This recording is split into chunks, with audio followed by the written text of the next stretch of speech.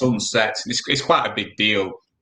And so me and my friends had got ourselves all set up. They had all the beers ready, had perfect view of this sunset.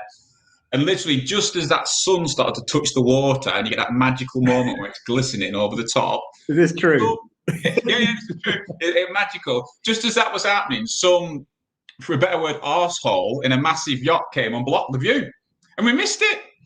We missed it. And I remember I turned around to my friend and I said, one day that arsehole on that yacht is going to be me. And then fast forward about 12 years or so from there, I was actually on my own 62-foot yacht with that same friend actually in that bay watching the sunset. And you know what I mean? And I think as well, if someone I told myself as well, prior to my friends coming on, that, in 12 years' time, to my 17-year-old self, that, in sort of 12 years' time, you'll be on a 62-foot luxury yacht with 6 women. I must admit, I'd have been quite excited, but one mother-in-law, 2 kids, a babysitter. It was a little bit different, but still really good. But like I say, my friends did join me as well, and it was really good to do that. And so, how did I get from a lad from Burnley to the yacht type story? Well, after that holiday with my friends, I went back to reality, and I had a part-time job pushing a trolley around Burnley General Hospital, selling sweets and toiletries and stuff like that to all the people on the wards. Weren't the world's best job. They really weren't. But the thing with that job, which was always really weird, it's always stayed with me, which is why it's part of the origin story of EKM, is you'd go on these wards, and with the wards where people would end of life, basically. And as you were pushing this trolley around, people would die as you were doing it. And obviously, they cordon it off and stuff, and you'd have to wait while they sorted it all out. But as a 17-year-old, 18-year-old lad, it was weird. Death is weird. And especially what's gone on in the last 18 months, it's even more in everyone's, forefront of their mind. But it was weird. And I remember when you were talking to these people at the end of their life, they always used to say the same things, which were to not have any regrets and to make sure you spend life doing something that you love. And that has always stayed with me. And that is actually our sort of vision statement at EKM, that we believe everyone should be able to do something that they love. And it's massively important because 3 out of 4 people in the UK, or the world actually, 3 out of 4 people in the UK hate what they do. They hate what they do. Work, even the word work. You say, work, I've got work to do. Oh, I hate it. I hate Monday morning. And that's 3 out of 4 people. And that's not right. That's not right. And so if we can in any way change that, I'll be an happy man, really. And so our vision is that everyone should be able to do something that they love. So we built an e-commerce platform that lets people set up their own online businesses to do something that they love. And quite equally, anyone who chooses to join the team at EKM, I want them to love it as well. Mm-hmm. And so that's why that bit of the story is really important. After I'd finished pushing my trolley around and everything, I went to Lancaster University, got a job. Well, I did Lancaster University. And I used to do websites and things for people. Yeah. When I was at university, I used to really wind everyone else up because some people had to work in spa and things like that. And I'd go and do a website design for a business and get like 3 or 4 grand. And so I didn't have to do that. I didn't have to actually do that much work as such. I didn't have to stack shelves. And then after university, I wanted to pretend to be a student for another 12 months. So I got a job up there. And this is the only job I got. This is my proper job. It was the highest paid job I've ever had in my life, which was £12,500 a year, working on technical support. Wow. For an internet service provider that was up in Lancaster. And I used to have to do technical support, and they're a web hosting company. And at the time, this is back in 2000, 2001, there were people ringing up who were trying to set up an e-commerce website. And I was trying to help them on the phone. And at the time, the only way you could really do an e-commerce website was either you bought some software that came in a box. It was called Antony at the time. Anyone remembers that? It came in a box on a CD. And you used to have to install it on your PC. Then you had to install it on the web server, which is what I was helping people to do. And it was really complicated, ridiculously complicated. And I thought, how on earth could any normal person do this? I just did a computer science degree and I couldn't do it. And the other way you could do it, the other way, which still exists today, if you wanted an e-commerce website, was to pay a web designer or a web developer to build you an all singing, all dancing e-commerce website, which is great because you get exactly what you want. But the problem is once they've finished that site, they're off over the hills working on other projects, never to be seen again. And you're left with this website that's slowly going out of date. And so I thought there's got to be a better way of doing this. There's got to be a way that someone like my mum, who's not computer literate, would be able to build an e-commerce website. And so I started programming in my bedroom what would become EKM in classic ASP. I'd always done bits of programming, like I say, when I was doing websites for people through university. I think I bought a book actually about how to make e-commerce websites for classic ASP. I bought that. I bought classic ASP for dummies, all classic ASP, everything. I had loads of books, and I just read the books and I worked my way through, and I built what would become EKM. And behind it was always this idea that my mum could do it. And we had this idea at EKM, the idea of the mum test, which is Antony's mum's test. Like everything we do, would Antony's mum be able to do it? Is it that simple and that easy to use that anyone could do it? And programmed it in. Thought I was going to make my millions. Thought I was going to get my yacht in Ibiza full of women. Didn't happen though, did it? So I had to go and live back with my mum and dad. I had to go on job seekers allowance because I didn't know anything about business. I didn't know. I built this system. How the hell do you get customers on it? How do you get anyone to pay any money? Yeah. So I had to go back and live with my mum and dad, and then started 4 years of me on my own, persevering, trying to get the business to take off. And it took me 4 years to amass about 100 customers. And we can talk more about, because I know you want to talk about how that happened, but it took me about 4 years to amass about 100 customers. And once I had 100 customers paying me £20 a month, I went back to a friend of mine that worked at the business in Lancaster, and I said, because I always said to him, I'm going to go and set my own business up, and when I get 100 customers, I'll come back and rescue you, and you can come and work for me. You can be my first employee. And it took me 4 years. I didn't think it was going to take that long, and then poor guy. He came and started working for me, and then it just went from there. Really, it sort of grew about sort of 20, like a snowball, isn't it? It's that idea of compound growth, isn't it? Yeah. That snowball started growing. And it went on at like 20% year on year. Obviously, some ups and downs over the years, and it's took us to where we are today, really, which is a team of about 76, 77 people. I would normally be saying we're all working from a really fancy office in Preston that we spent a fortune on. It's a very nice office. Yeah, well, we tried to do it a bit like a Google office. It's got like a 3-story slide, a big Airstream caravan inside, free snacks, free drinks, but obviously none of that matters anymore because everyone's working from home. The office has been closed since March last year.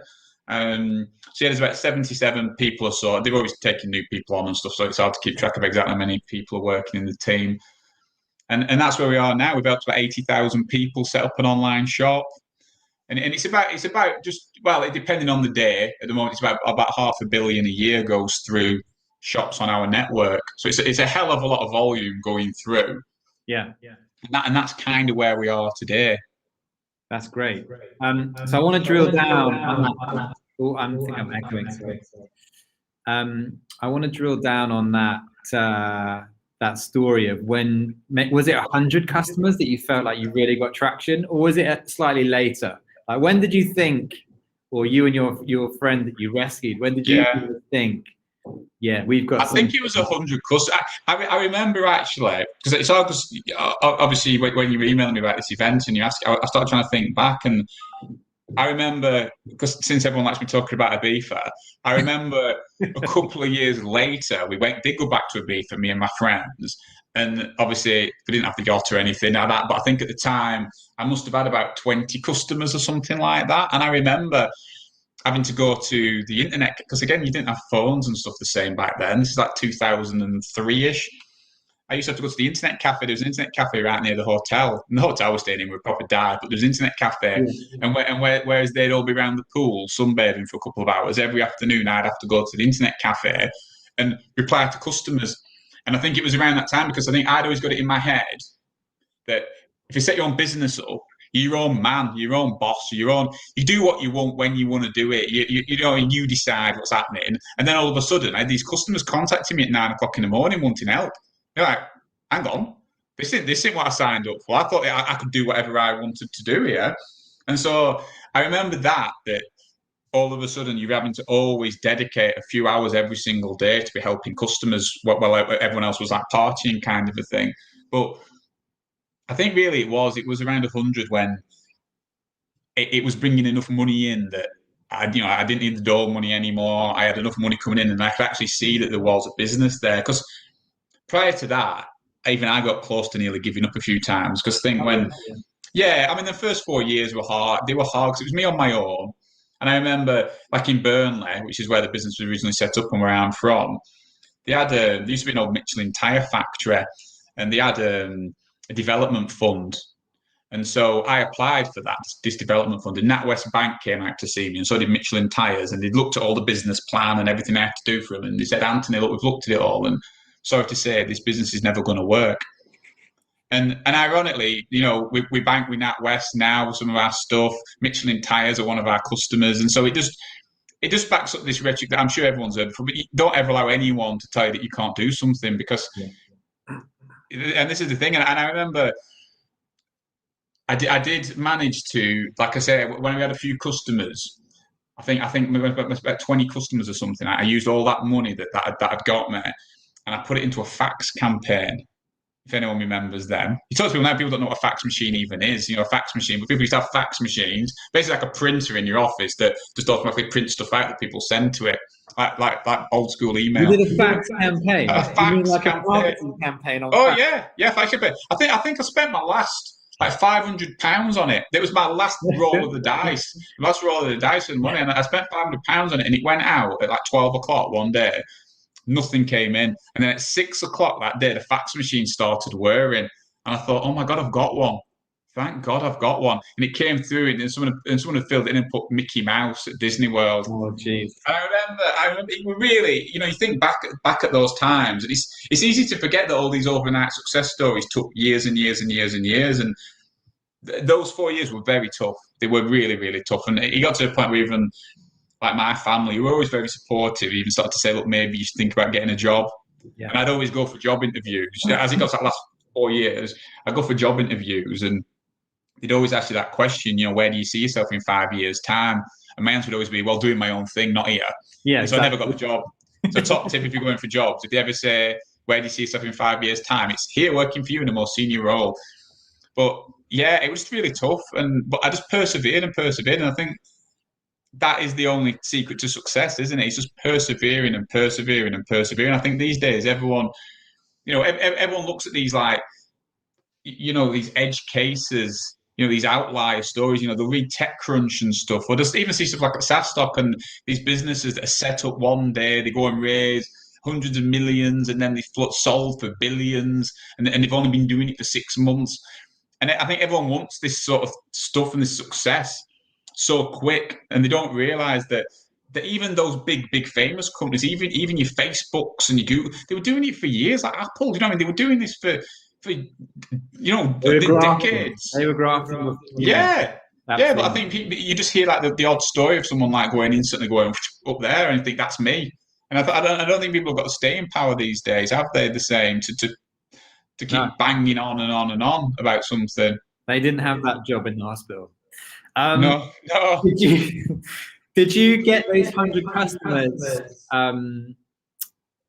Sort of like, was there an intense period of getting those, or was it quite a steady, one a week? Steady. I had to learn how to cold call, basically. I think at the time it was mainly cold call. I didn't have the budget to do Google adverts and things.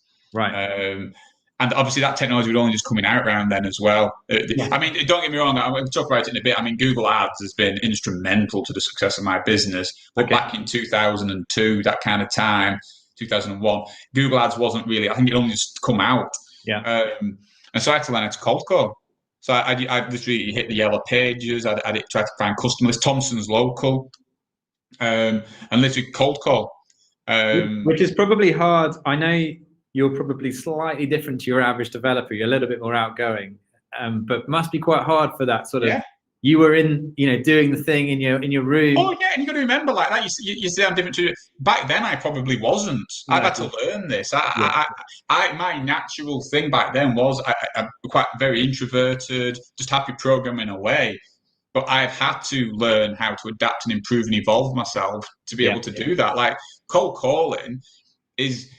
I have so much respect for salespeople. I really do. I think certainly in the technology sector, I think a lot of technologists like look down at salespeople, like because they don't know PHP or .NET. They're not a spirit. It's like sod off. It's like that is such a tough job. It's such a tough job, and actually, being good at sales is probably one of the best skills you could ever have in your life. Actually, because at all times you need to learn how to sell yourself. whether that's selling yourself for a job, whether it's selling your business, whether it's selling yourself to find a partner, or, or a mate or whatever. You've got to be able to sell yourself. And so I think the people that degrade the idea of sales and salesmanship, that's something they should focus on, actually. And I think when you talk about successful people, like say programmers, if they actually doubled down and focused on some of these areas that they were weak at, or the sectors weak at, they would stand out. So if you're a developer now, I think what most people do is they go, well, to be a better developer, I need to learn even more developing. I need to become more like in the Matrix and just see the code. It's like, well, actually, no. You need to learn some of these softer skills, because if you're a half decent programmer, but you can speak, you can public speak, you can actually sell, you'll do way better than someone who's the world's best programmer but can't speak to anyone. And I think that's almost the entrepreneurial journey, that you need to become like an all-rounded individual. You can't be a specialist at one thing. And too many people just fixate on one thing and think that's what I'm going to be good at. And actually, it holds you back, actually. Absolutely. Did your friend that you brought into the business, what was his skill set? Was he a different skill set to you? He was, he was customer services, which is what I was struggling with at the time. So these customers kept ringing up and wanting help and assistance. And the issue is like something like one of the servers would break, and they would ring up, but the server's broke. And it's like, kind of like, I can't phone. Well, I know it's broke. I'm trying to fix it. If you went off the phone, I could fix it.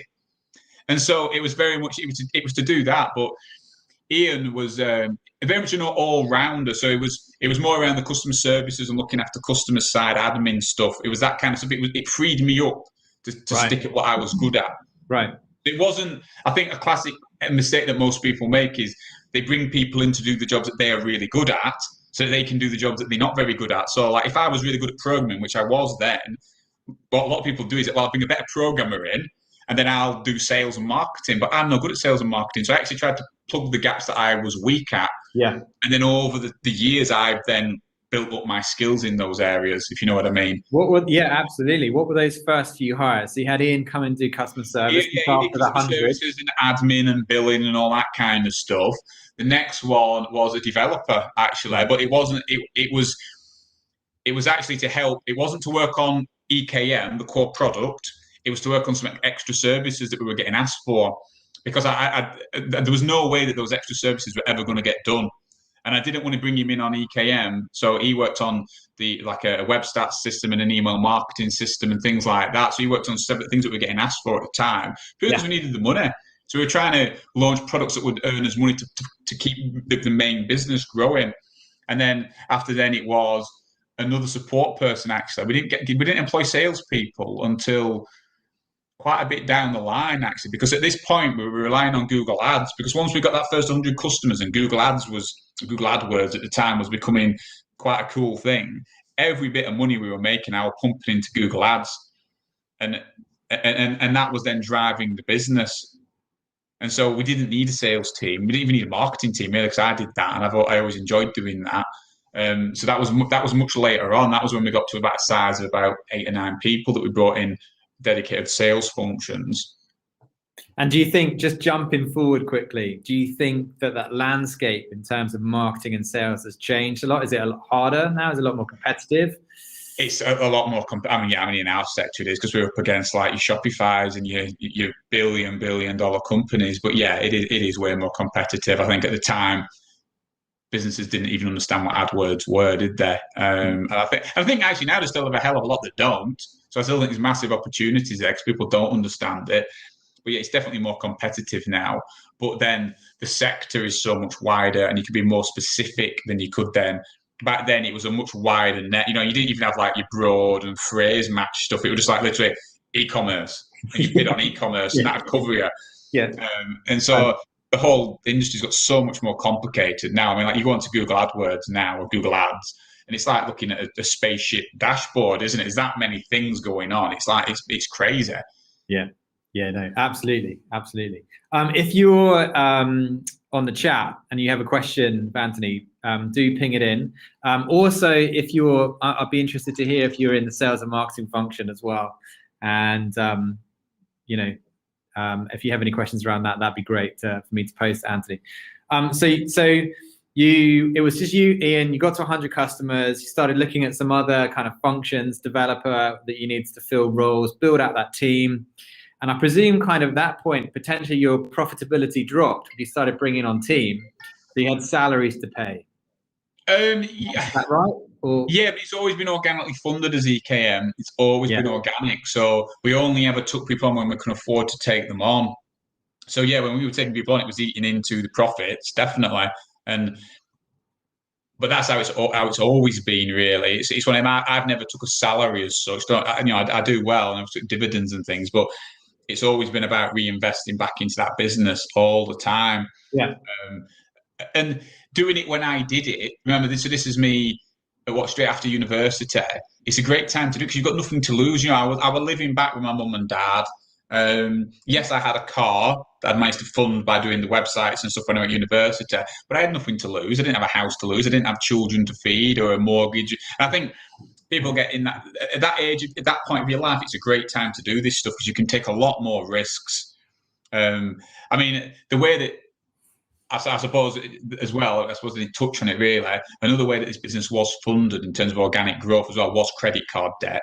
I will be totally honest about that because this was back in the days when the glory days, when you used to be able to ring up Capital One and Mint and all these other credit card companies and just tell them that you earn 60 grand a year. You just ring, I earn 60 grand a year. What's my limit? And they didn't check. You couldn't care less. And so you got these big limits. And I think that getting to 4 years with 100 customers, I think at the time I was about 40 odd grand's worth in credit card debt. Wow. So that's what actually funded me to survive. Do you know what I mean? And that's what I was then using to pump into AdWords and stuff. So, well, I can't think off the top of my head exactly where the profit and loss and balance sheets were back at that time. Yeah, there was a lot of debt, personal debt from me in terms of credit card debt. Like another thing that entrepreneurs have to take on, don't they? Yeah, well, I passionately believed in it, and this is the thing when people say, "Well, like, why did you continue with it?" It's because I so passionately believed it would work. I believed in every bone in my body that it would work, and I never ever believed that it was finished. I would wake up in the morning thinking about EKM, and I go to bed at night thinking about EKM, and I was never happy with it. I was always, I don't know if embarrassed is the right word, but never. It's not as good as it could be, and that was always how it was, and I still feel like that now. I feel exactly the same now, and you know what I mean. I've got to be careful what I say because it's not. I'm very grateful for the position that I'm in, and I'm grateful for the team and stuff. But I still have that same passion and drive for it now as I did back then. I still look at the business. I wake up thinking about EKM. I go to bed thinking about EKM, and I'm always thinking, "Oh, I wish that were better. I wish this could be better. How could we do this differently?" And I think probably the day that stops, the day that actually I'm not bothered, is the day to give up. Because I think you're always going to strive for more, aren't you? It's almost like the entrepreneur's curse that you're never happy. And so you never at that point where the entrepreneur's curse. Yeah, absolutely. Yeah, you're never happy with your lot, are you? You're just never happy. So it doesn't matter how much money you've got or how much success you've got, or how many customers you've got. You always want more. Which is what drives the human race forward and what drives you forward as an entrepreneur. But it does, I suppose, curse you that you're never going to be satisfied as such. You're never going to scratch that itch, are you? Well, sometimes it makes it hard to make friends. But but yeah, I know exactly what you mean. So you talked about effectively starting a company and a product when actually there wasn't really much out there in terms of e-commerce platforms and solutions, especially like self-serve, intuitive platforms, build your own online shop. I got a question from Charlotte here, which may be related to the past, but it might be related to the present. What have been your kind of biggest marketing challenges? Was it just getting the word out and educating people, or has it been competing with the noise that you've got now? What's been the challenge? Well, it's evolved and shit like everything over the years. I think, like I say, going back to the start, you'd have to go and see business. You go and see businesses. You go into them, and when you're doing cold, because I used to not only cold calling, I'd walk into businesses. I'd walk into high street shops and just say, "Do you want an online shop?" And you'd be still facing that resistance of, "Well, why would I need to be on the internet?" Yeah, my customers aren't going to buy on the internet, not this internet malarkey. So no, it won't be around. And you're still dealing with that back in 2002, and there's still a bit of that now. Where people are like, "Oh no, I don't want to be on the internet." Oh, especially with B2B stuff as well. Oh God, yeah. Well, it upsets me really when obviously, the pandemic stuff happened, and obviously a lot of people jumped onto online. And then after that first lockdown, we had some people cancelling the shops. It's like, why are you cancelling your shops? Well, it's all reopening now. I won't need it. It's like, yeah, but they're going to stick you in another one. Oh, no, they won't. And then when they do, they come back, oh, can I have one shot? And it's like, every time you do that, you're hurting yourself because you're not getting any traction. And it's like back in day, back on them early days when you go in and see these businesses, that the majority of them aren't there anymore because they didn't embrace the technology and the trends that were happening. So there was certainly a lot of that back then, that you had to educate them why you would even need to sell on the internet. Moving forward to today, obviously, it's a whole other ballgame, because we're up against companies like your Shopify's and stuff that probably spend in a day on marketing more than we earn in an entire year. So you're having to compete against massive businesses like that. And so we've had to very much pivot and change the business model to kind of find gaps that we can fit into better than trying to be a catch-all e-commerce platform, because that market is gone now. This idea that you just be an e-commerce platform for every man and his dog, it's not sustainable, because the return on your marketing spend takes too long. I mean, you look at companies like BigCommerce, which is another company in our space, is quite well known, who's a competitor of Shopify, and their return on advertising, the customer acquisition cost stuff, it's 35 months payback. So the amount of money they spend, it takes them 35 months to get their money back. Whereas with EKM, because we've optimized it so well, we're down like 3 months. Now, it should be, don't get me wrong, I think that's very well optimized. I think we should be extending that to cast a wider net. It shows the difference in terms of trying to be focused on a specific subset of customers that you're really after. You can get them acquisition costs right down and the payback down, because you're getting good quality customers, as opposed to the classic SaaS thing of just signing up loads of customers. I mean, the technical term's dog shit customers, but it is, and that's the problem, isn't it? You end up you just scatter your net. They churn out. They churn out, and that's what we've done over the years. We've really focused in on very specific what our customers are and very specific segments. And I think actually, I think this happened in all industries, but I think as the internet and business and all e-commerce, as it just spreads, there's more sectors appear, don't they? Like back in 2002, if you were good at computers, you were good at everything. So if you were like me, a computer nerd, that means you knew how to program a VCR, a video recorder, you know how to do Excel, you know how to do Word, you know how to do macros, you do everything. Whereas now, you can be good at a very specific thing in computers that doesn't relate to anything else. And I think in e-commerce, it's got like that now. And in a lot of industries, it's so wide and spread that actually trying to be all things to all people with one brand is it's not actually a strength particular. Well, exactly. The market's far more sophisticated now, right? So as someone who has been in marketing for a lot of their life, you're taught in marketing school that you need to target your customers effectively. Otherwise, if you're something for everyone, you're nothing for no one, basically. Yeah, it's like the Seth Godin thing, isn't it? People like them. Yeah. And so if you're trying to cast too wide of a net, you're not the people like them. You're people like them. And so we're finding that. And so in terms of marketing challenges moving forward, I think for us, and I think the industry, I think it'll have to move to more segmented brands for specific sectors. So a little bit like Kellogg's Cornflakes, in that Kellogg's Cornflakes might make a cereal that's aimed at, say, women who want to lose weight and call it Special K. They might take that exact same cereal and put a bit of chocolate on it and then sell it as Cocoa Pops aimed at the kids. And then they might take that same, and it's the same core product. The same core, yeah. But they market it in a very different way. And Cocoa Pops, you'll get kids to eat, but they maybe wouldn't eat Special K. And it's almost like that idea, really, that I think you're going to find that you're going to have more brands popping up in all the different sectors. Absolutely. That are targeted at just those people that. And in e-commerce, I think it's the tip of the iceberg right now. Like, there's so much headroom. I saw a stat the other day that there's like 2 trillion in retail online payments, 65 trillion in bricks and mortar retail payments. So even with that, I think that stat's just pre-pandemic, and that's probably changed now. But I bet you it's nowhere near the 65 trillion that was happening. No. So it's massive headroom. What for EKM? What do you want to be known as? Like, how would you describe some of your niches? Or some of our niches. Well, like I say, I think we'll probably find over the years, we'll probably add some more of these Kellogg's type things to the brand. I'll be honest, I think we will do that to segment into certain sectors. But really, the way I tend to sell it to people is that we want to work with people who want to build a successful business.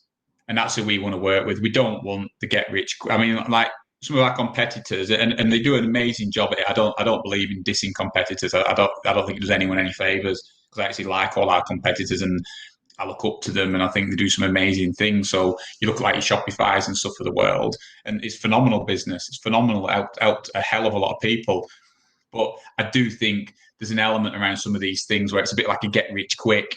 And I think people want this. I think we were talking about at the start, people that want success. Like yesterday, we out wanting to put the effort in, and a lot of these things is very much a get rich quick type scheme that I'll do drop shipping. I'm going to press a couple of buttons, and I'm going to sit back while the millions roll in, and I'll be on a beach being an influencer.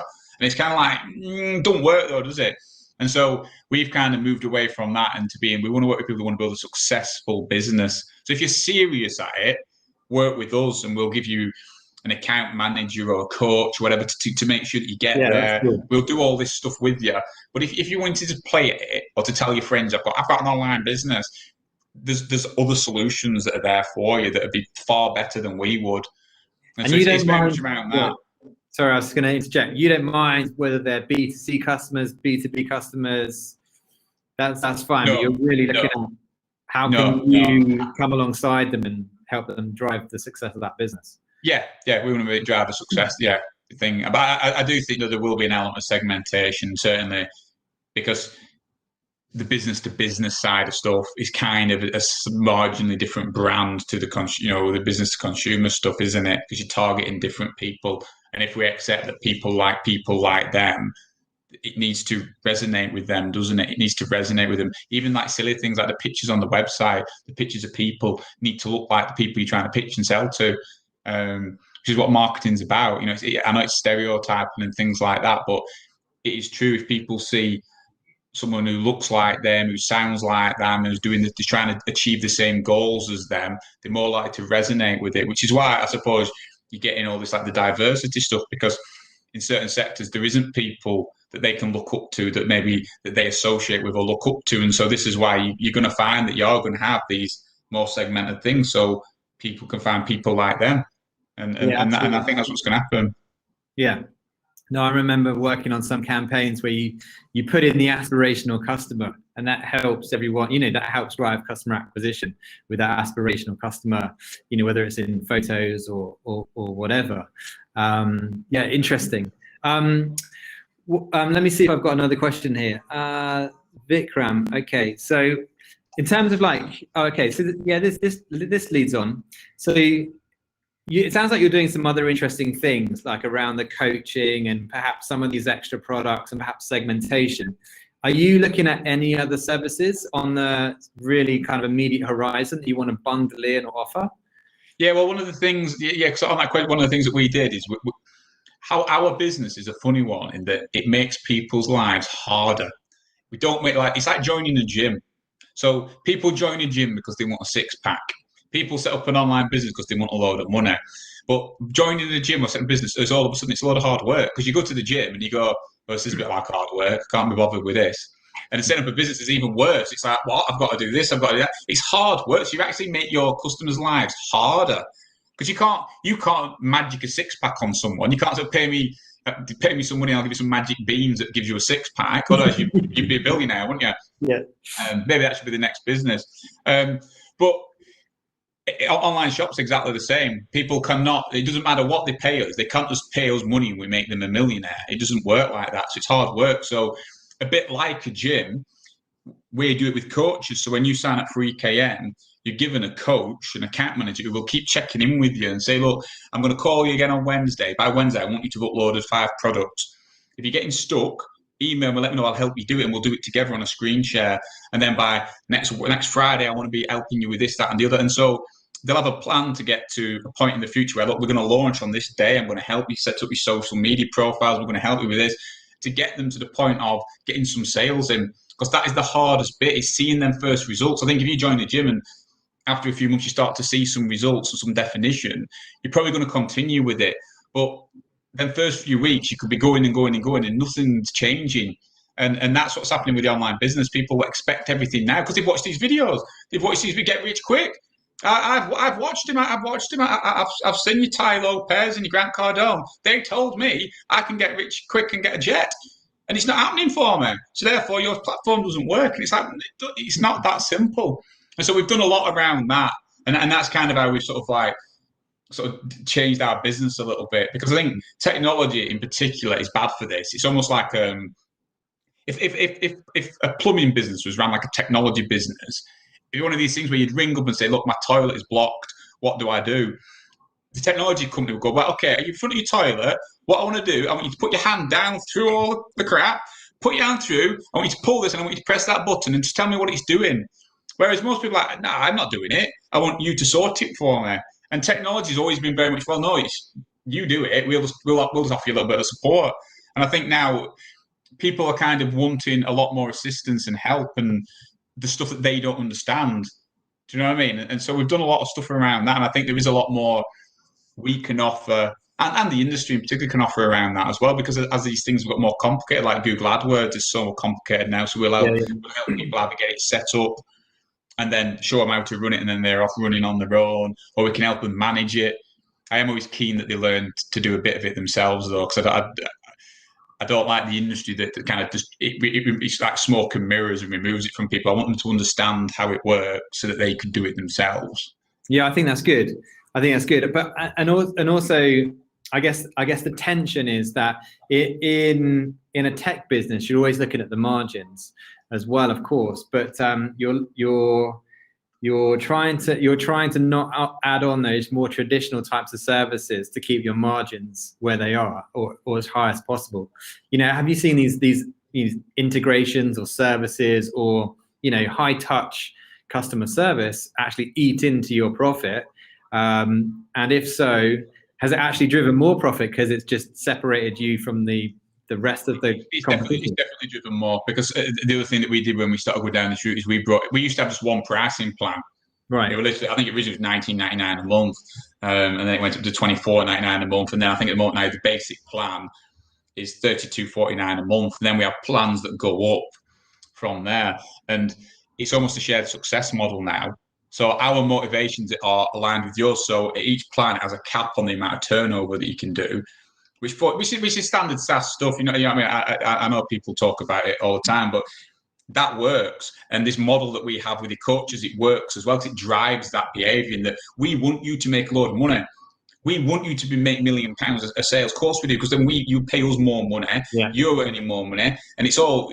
And so yeah, it does. It drives more profitability for us, way more. If we can get customers onto our advanced plan, which I think is about £194 a month, the profit on that is the highest profit that we've got on any of our plans. Yeah. The basic plan, which is effectively £1 a day, there isn't much on that. There really isn't. So the aim is to get people up those plans, and the account managers, they achieve that because, again, when they're speaking to people, their secondary aim is to try to get them to move up the plans. Yeah. The primary aim of any business, and it's the same for our account managers, has to be to help people. I think this is where you can get your business really wrong, and I know we have over the years, in that you can become too money focused, and in that the aim of the business is to make money. The aim of the business is to make net profit, yes, and it's not, because actually, if you chase money, whether that be as a business, whether it's in your career, whether it's with your friends, whatever, you will achieve some level of success, but you'll never make massive success. Most of the companies that we all know and love, whether you talk about Google, Apple, Microsoft, Facebook, whatever it is, their primary thing is to help people. They help people connect. They help people use the computers. They help people do something, achieve something. They make money as a side result. It's a hell of a lot of money. Yeah. It's a hell of a lot of money, but it's as a side result. And I think that's what you've always got to remember in your business. I think if you set a business up purely to make money, it will never work. And so if you set a team up in your business that the entire aim is to make money, it'll have limited success. If their primary aim is to help as many people as possible, whilst encouraging them to spend more money with you, I think it works. But it's got to be a balance. Yeah. Did you think about that at that point of traction when you had those 100 customers? Were you still focused? You're thinking about the cash? Yeah. Back then, no. But back then, I've always, because again, it's in a programmer in there. I've always loved making things that people use and enjoy. Yeah. That is such a buzz. Like when you program something and then you're looking on analytics and you can see people using it, that gives me such a buzz that you've made something that people are using. Yeah. So it was that drove me at the start. It was very much, this is amazing that people are using it. It was amazing, and even today it is. I mean, like when you sit in meetings or virtually or whatever, and you see the teams having these meetings, and I'm not even involved in them. You just sit back and you watch that happening. To think that you've been involved in that is amazing. I love that. And so it's very much that. But as the business grew, so we've been doing this for like 19, nearly 20 years next year, we did get to a point where it did get money grabber. It did. It got to a point where I had children, I had a wife, I had a house, I had nice cars, I had my yacht, I had a plane, I had all these trappings of success. And it became a little bit more money. It was more about what the net profit was, what margins we were making. Customers weren't customers, they were customer accounts, they were sign-ups, they were customer IDs, they were usernames. And it became a bit too money grabby, and we suffered as a result of that. We did. The business tanked a little bit because we took our eye off the ball. We didn't treat customers with the respect that they deserved. It's really embarrassing. I don't mind talking about it. I'm very, very embarrassed about it, but it was like an endemic issue, really, that we even referred to customers as customer usernames. They weren't human beings with a family, with a business, with employees, and we forgot that. We forgot who we were doing it for. We thought we were doing it to make money, and we weren't. We're doing it to help people. And when we kind of woke up from that and realised that, and we had to give the business a big shake, a massive shake, go to really shake that tree and get some people some bad apples off it. It turned around, but yeah, we did. And I think it's easy for anyone to get like that, though, whether it's just even in a job to become. I think you're absolutely right. I think on the smallest possible scale, it's easy for anyone to be like that. And in SaaS right now, where you've got the hyper growth mindset, you've got a lot of VC money in. It's even it's really easy to get focused on those ridiculous money targets. I've got a question from Emerson. It might take us back a little bit, but Emerson says, do you feel more comfortable going after niche markets that are likely to stick with you for longer and pay, or going for mass volume growth with high churn rates? I think the former. It's just not that the high churn. It's such a hard slog because you're just churning customers left, right, and centre. This going after more sticky customers has been such a better strategy for us. It's more profitable. It's way more profitable, even if you're talking about numbers. But it also means you can help more people fundamentally, because you can help people to actually do something successful. If we just pumping in loads of dog shit customers, we can't help them all. So we're not delivering a great service because we can't physically help them. You can't help them anyway because they're unhelpable because they don't really want to do anything. So you can't help them. You get bad Trustpilot reviews, you get bad Google reviews. It upsets the team. The team having to deal with people that they know they're never going to do it. So it's a dog shit slide of crap. Yeah, it is. Really. Yeah, and it spreads throughout the whole company. It does, and it's just like, we don't ever want that. And I say I sympathise for these other companies in our market that are doing that approach, because you see their churn levels, because I'm obviously public, and their churn levels are phenomenal. Some of these companies like churning half the customer bases in a year. It's like it's ridiculous. Yeah, the churn. And would you say overall that's slower growth, or how would you measure that? What would you say? Well, it's worked for them, hasn't it? Yeah, it's worked for them. So I can't really diss that strategy in terms of economic growth. Although if you're looking at profitability and stuff, because you look at your big commerce, for example, don't make the profit. I don't think Shopify, they've started to make profit now. But they've ran for decades without any profit, and which is it's a different world. I know it's a world that, again, we all read and we see, whether that be a SaaS stock, whether it be TechCrunch, whatever it is. But the other side of the Atlantic is very different to us. Profit's like a dirty word over there, whereas over here, building a sustainable business that actually can to sustain itself, sustain its employees, sustain and grow, I think is an amazing thing to want and to try to achieve. But it is a dirty word over there. Yeah, as Mark says, it's fake growth if your churn rate's high. It's fake it till you make it, isn't it? And actually, if you make it, it's like, yay. But if you fake it, but if you don't make it, you're a big, you know what I mean? It's like you look at all of them, and you only ever know the extremes. So you see one side like Shopify that managed to do it through that, and then the other side you got things like WeWork and stuff. Now, had he pulled it off, he'd be one of these big success stories. And it's only other people in the industry that go, this is bullshit. How are they doing what they're doing? It's like, because it's just funded. It's just funded. Yeah. And it's kind of like, that's almost the poster child for this stuff these days. You've got these businesses, and you see them on LinkedIn, all these people on LinkedIn, and you look at them and oh, they must be so successful. And you're reading, oh, these are so successful. And actually, the only thing that they're successful at is raising money. And that they should release a book on. That's how they do it. It's phenomenal. Like literally, you should be writing a book about business because you don't know nothing about business, but you know about raising money.